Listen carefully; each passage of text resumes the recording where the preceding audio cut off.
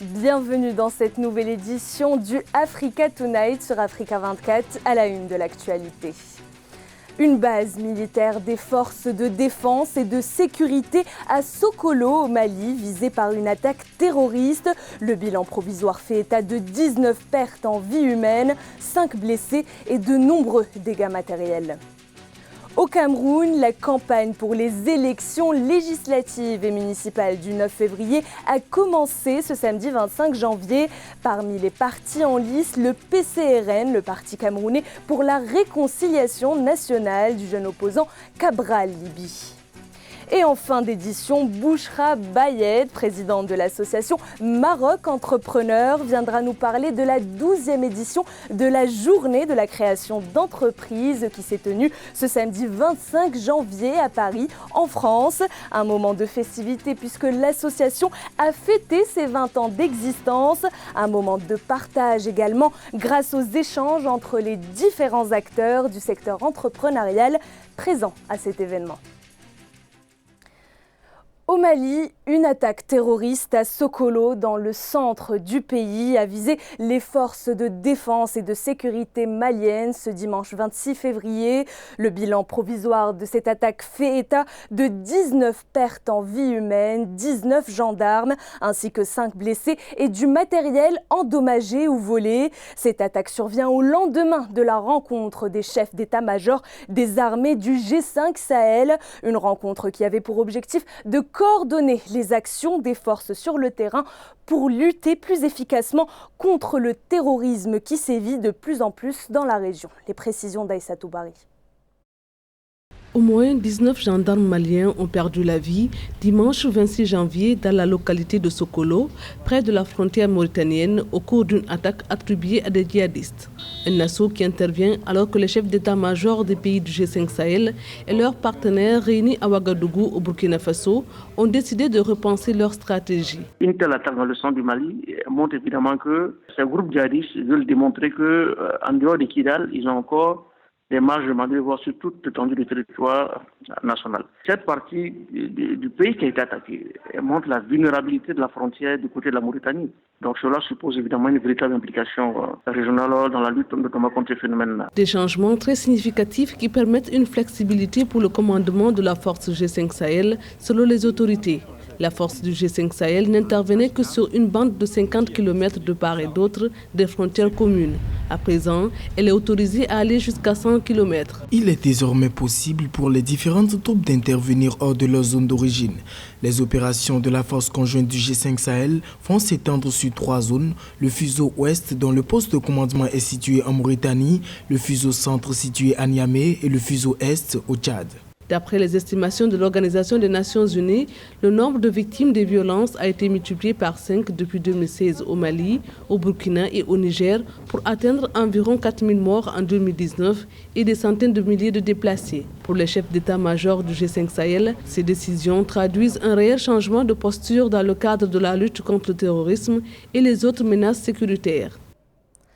La campagne pour les élections législatives et municipales au Cameroun a débuté ce samedi 25 janvier. Le PCRN, le Parti camerounais pour la réconciliation nationale, créé en 2019 par Cabral Libi, arrivé 3e à la présidentielle d'octobre 2018, est officiellement entré en campagne dans la ville de Douala. Un parti essentiellement porté par la jeunesse, à l'instar de l'une de ses candidates, Nourane Molou, âgée de à peine 30 ans. Un sujet de Thierry Ndassa. Le Parti camerounais pour la réconciliation nationale est officiellement entré en campagne ce 26 janvier 2020 dans la ville de Douala. Lancé en 2019 par Cabral Libi, 3e lors de la présidentielle de 2018, le PCRN s'est également lancé dans la course aux législatives dans la région du littoral, notamment dans 3 circonscriptions. À 31 ans, Nourane Molou incarne cette jeunesse résolue à se faire une place au sein de l'Assemblée nationale. Je pense que ce qui me pousse premièrement à faire ce choix audacieux, c'est beaucoup de déceptions. Beaucoup de difficultés que les jeunes rencontrent de nos jours, la marginalisation presque de la jeunesse. Et pour moi, ça c'est quelque chose pour laquelle on doit se lever. C'est quelque chose qui m'a vraiment poussé à sortir de mon cocon de confort et aller vers les élections législatives et municipales. Également investi dans la course aux élections municipales, le PCRN a réussi à présenter des listes dans 13 circonscriptions de la région du littoral. Des listes portées par des jeunes et qui nourrissent l'ambition de porter une nouvelle dynamique sur la scène politique au Cameroun. Nous, la jeunesse, nous venons prendre le pouvoir à droite 5e parce que nous savons qu'ils savent qu'il est temps que la jeunesse prenne la relève pour amener le Cameroun vers le lendemain radieux. Cabral Libby, le président du parti et ex-candidat à la présidentielle de 2018, se présente aussi comme candidat aux législatives dans le département du Nyong-Ekele.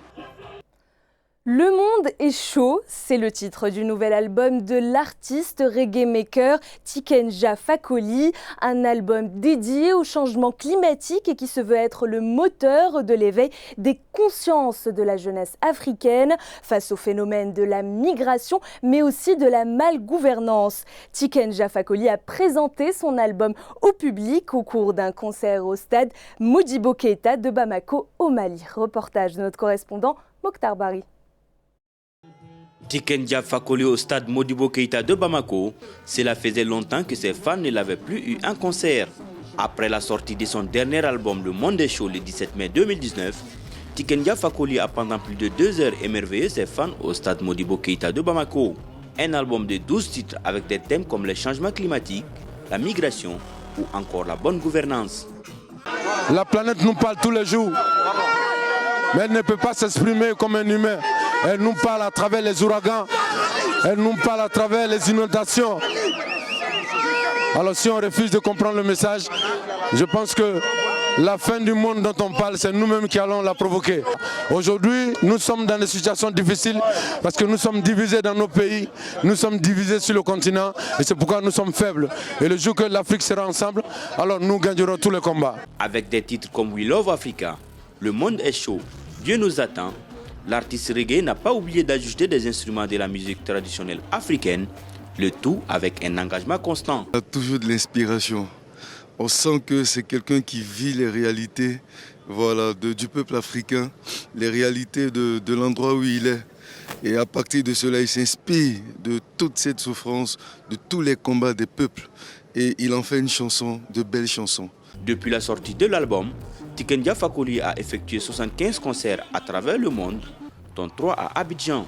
Prochaines étapes, le Burkina Faso avec des concerts à Bobo Dioulasso le 14 mars et Ouagadougou le 15 mars.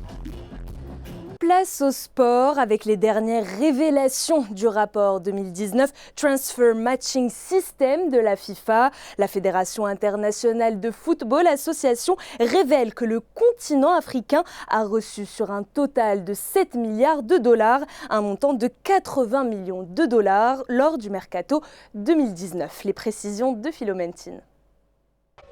Les nations africaines ont touché un montant de 80 millions de dollars en 2019, des 7,35 milliards de dollars sur les transferts dans le football masculin mondial, se déroulant habituellement pendant l'été et avant la reprise de la saison. Le système de transfert des matchs de la Fédération internationale de football association FIFA est l'occasion pour quelques footballeurs africains de changer de club, parfois pour des sommes d'argent assez importantes. Si vous regardez la proportion de ce que les clubs africains gagnent ou les fédérations africaines gagnent, c'est une proportion faible par rapport à ce que les autres gagnent. Donc l'Afrique essaie d'être dans le marché du sport, mais l'Afrique n'est pas encore fortement intégrée dans ce marché du sport-là. Aujourd'hui, il est clair qu'un joueur brésilien, un joueur français a plus de valeur qu'un international africain. Dans le rapport 2019 Transfer Matching System de la FIFA, 6 pays africains à retenir, dont l'Égypte qui arrive en tête après avoir empoché plus de 17 millions de dollars, le Mali 11 millions de dollars, la Tunisie encaisse 9,7 millions de dollars.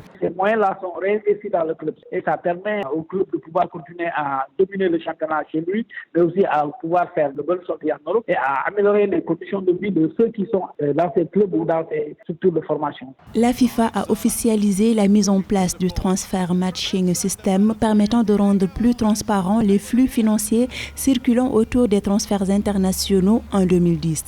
Ainsi, les clubs professionnels des 211 fédérations affiliées à la FIFA sont tenus à faire entrer les données concernant les transferts internationaux de joueurs. Place à présent à la 12e édition de la journée de la création d'entreprises, un événement organisé par l'association Maroc Entrepreneur, un rendez-vous phare qui s'est tenu ce samedi 25 janvier à Paris et où plusieurs opportunités d'investissement au Maroc ont pu être présentées, mais également des retours d'expériences d'entrepreneurs confirmés et un espace dédié à un forum économique sur les investissements France-Maroc, un lieu donc de rencontre entre les différents acteurs de la création d'entreprises au Maroc. Cette journée s'est clôturée sur la remise des prix du concours Tremplin qui récompense les projets les plus aboutis et qui peuvent être développés dans le royaume chérifien. L'association Maroc Entrepreneur a également fêté lors de cet événement ses 20 ans d'existence. Pour en parler, nous recevons Bouchra Bayed, présidente de l'association Maroc Entrepreneur. Bienvenue et merci d'avoir accepté notre invitation. Bonsoir, merci. Alors, Maroc Entrepreneur a organisé la 12e édition de la journée création d'entreprise ce 25 janvier, un rendez-vous qui clôture le concours Tremplin Maroc, ce concours qui permet d'accompagner les jeunes entrepreneurs.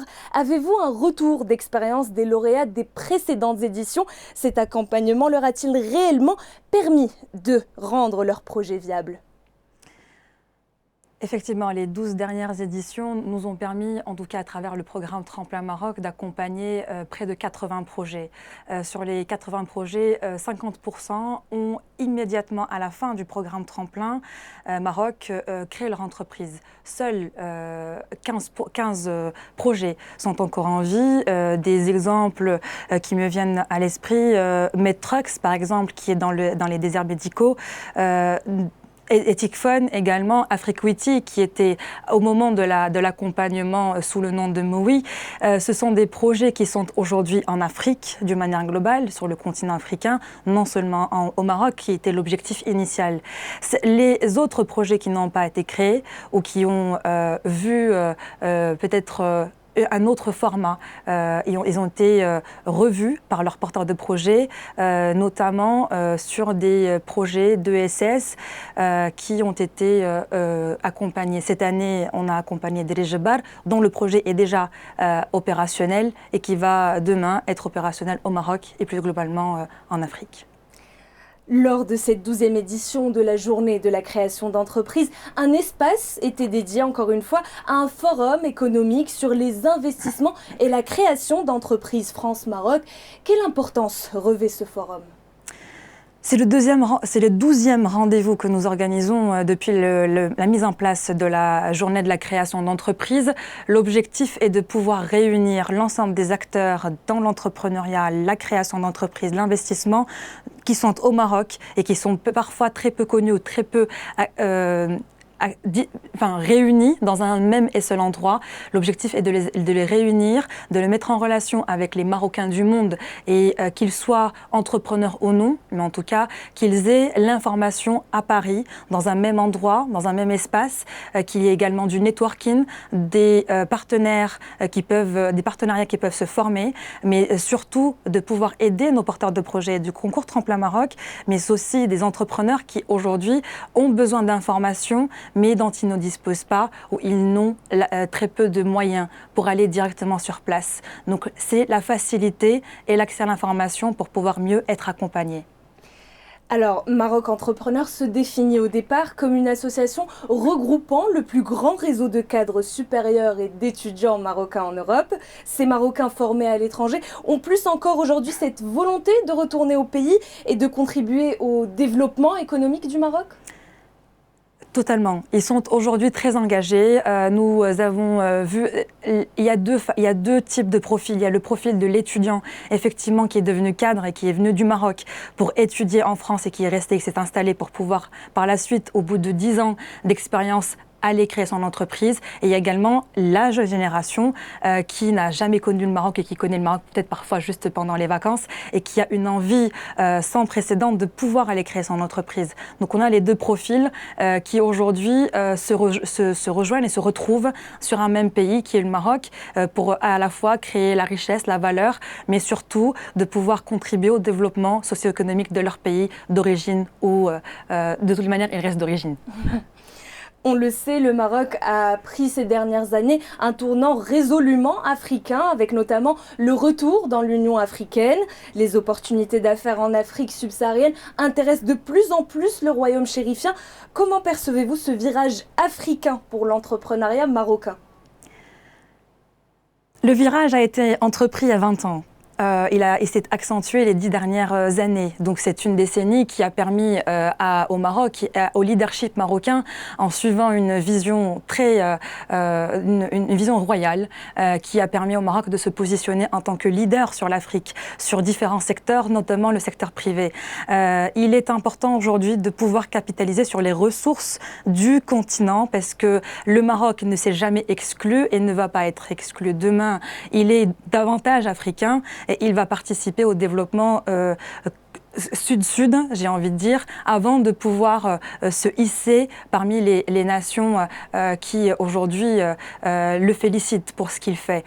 C'est une mission qui va être continuelle, j'ai envie de dire, pour le Maroc, pour pouvoir apporter sa touche marocaine sur différents secteurs, dont les secteurs prioritaires pour l'Afrique. Et du coup, 20 ans, c'est un bel anniversaire, un anniversaire avec un thème tourné vers l'avenir, 20 ans de progrès. Quel défi pour le Maroc de demain? Quels sont les nouveaux objectifs de Maroc Entrepreneur? Plusieurs objectifs, notamment la professionnalisation de l'association. Nous en parlons depuis plusieurs années, mais c'est vrai qu'aujourd'hui, nous sommes arrivés avec une trentaine de partenaires très solides qui nous soutiennent depuis 20 ans. Donc je pense qu'il est important pour nous de professionnaliser l'association, de pouvoir avoir un fonds qui va nous permettre de bien gérer l'association et de permettre aussi d'organiser des événements comme celui du 25 janvier dans des endroits comme l'Institut, comme le 3 Mazarine, qui est vraiment un énorme institut. Et je pense qu'il est important également pour nous de pouvoir travailler sur la nouvelle commission de développement qui se positionne aujourd'hui sur l'entrepreneuriat, parce que demain, nous l'avons vu, il y a plusieurs défis qui ont été évoqués pendant cette journée. Les défis que Maroc Entrepreneur pourrait relever sont l'entrepreneuriat, l'investissement, la création d'entreprises, et tout cela réuni avec les réseaux de compétences en France. Il est important de pouvoir capitaliser sur les Marocains du monde pour pouvoir être et servir toujours notre mission initiale qui était d'être le pont économique entre la France et le Maroc. Bouchra Bayed, merci d'avoir répondu à nos questions. Je rappelle que vous êtes la présidente de l'association Maroc Entrepreneur. Merci. Merci à vous. C'était le journal de la rédaction. Merci de votre fidélité. Dans un instant, retrouvez une nouvelle édition de l'information sur Africa 24.